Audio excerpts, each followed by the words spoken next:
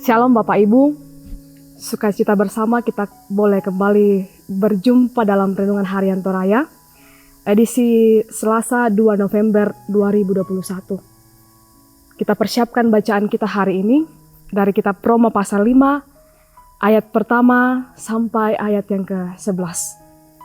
Sebelum membaca merenungkan firman Tuhan, mari memohon hikmat Tuhan dalam doa. Kita berdoa.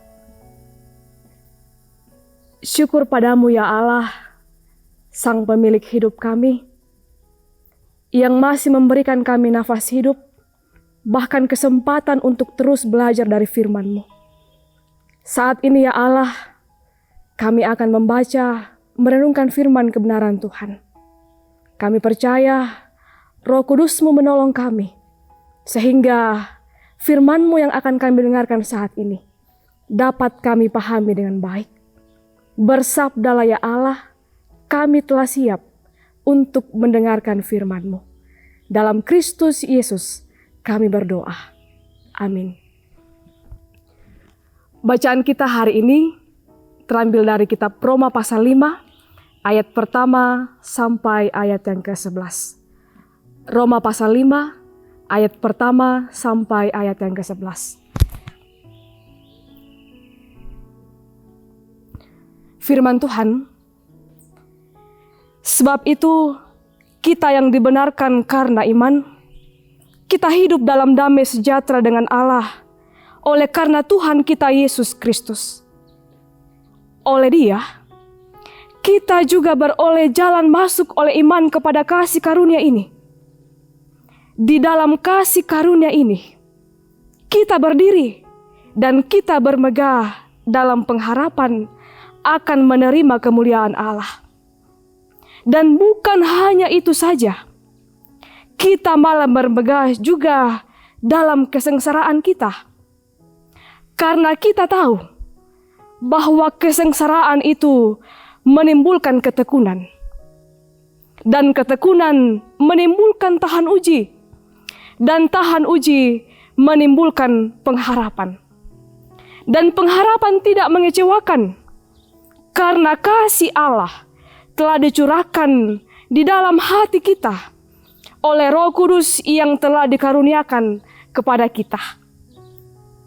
Karena waktu kita masih lemah, Kristus telah mati untuk kita, orang-orang durhaka, pada waktu yang ditentukan oleh Allah. Sebab tidak mudah seorang mau mati untuk orang yang benar, tetapi mungkin untuk orang yang baik ada orang yang berani mati. Akan tetapi Allah menunjukkan kasih-Nya kepada kita oleh karena Kristus telah mati untuk kita ketika kita masih berdosa. Lebih-lebih karena kita sekarang telah dibenarkan oleh darah-Nya, kita pasti akan diselamatkan dari murka Allah.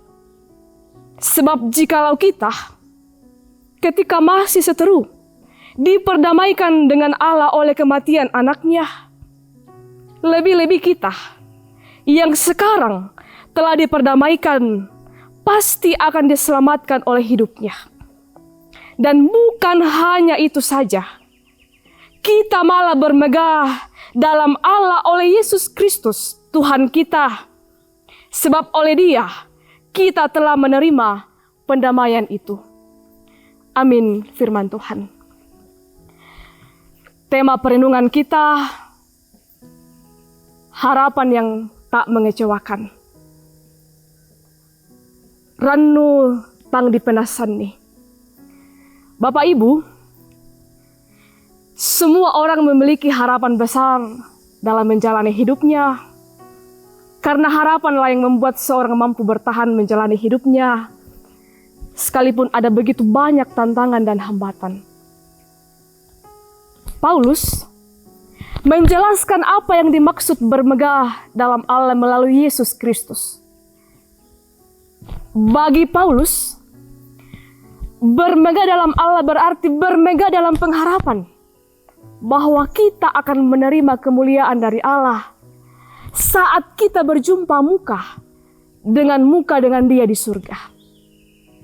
Namun, pada sisi lain, Paulus juga menunjukkan adanya kemegahan lain yang bisa kita peroleh dalam Tuhan, yakni dengan cara bermegah dalam kesengsaraan.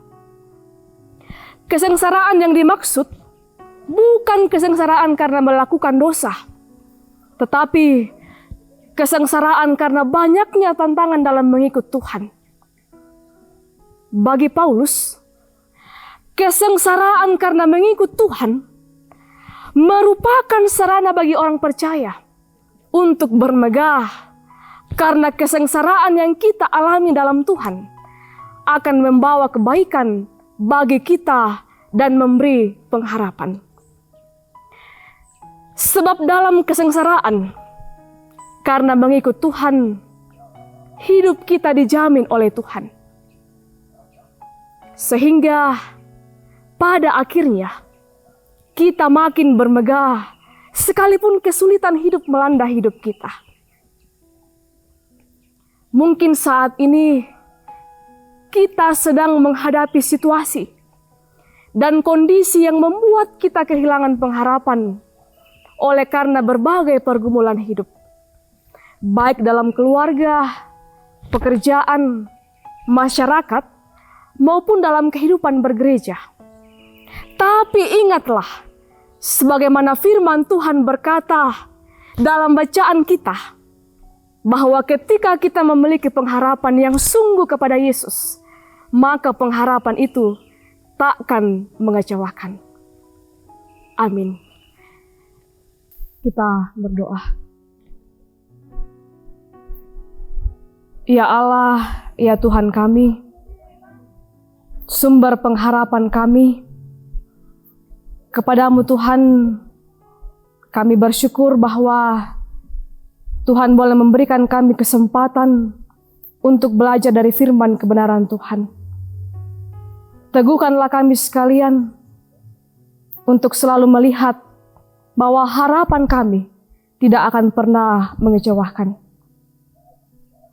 Arahkanlah hidup kami selanjutnya ya Tuhan. Ini doa kami. Dalam anakmu Yesus Kristus kami berdoa. Amin. Demikianlah renungan harian kita pada hari ini. Selamat melanjutkan aktivitas kita. Tuhan Yesus memberkati.